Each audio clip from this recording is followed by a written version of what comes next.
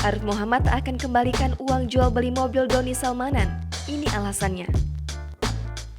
Selebgram Arif Muhammad tegaskan tak ada unsur yang membuatnya harus mengembalikan uang 4 miliar rupiah dari hasil menjual mobil Porsche kepada Doni Salmanan.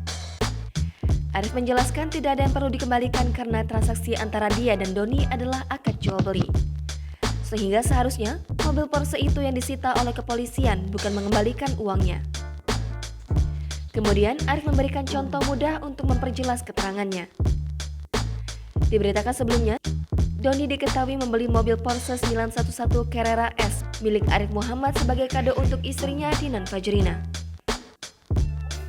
Namun, sejak pihak kepolisian meminta orang-orang yang pernah menerima uang atau barang dari Doni Salmanan melaporkannya kepada polisi, nama Arif ikut ramai dibahas karena mendapatkan uang dari Doni setelah menjual mobil Porsche.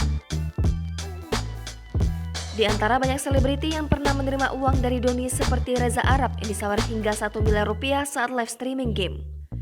Kemudian, pasangan aktris Rizky Bilar dan Lesti Kejora yang menerima amplop hadiah pernikahan. Hingga Rizky Febian yang minuman racikannya dibeli oleh Doni sebesar 400 juta rupiah. Sebagai informasi, Doni Salmanan dan Indra Kents telah jadi tersangka kasus dugaan penipuan serta pencurian uang lewat aplikasi yang berkedok trading binary option. Doni sempat menjalani pemeriksaan pada Selasa 8 Maret 2022 sebagai saksi. Statusnya segera berubah menjadi tersangka pada Rabu 9 Maret 2022 dalam pemeriksaan yang dilakukan lebih dari 13 jam itu.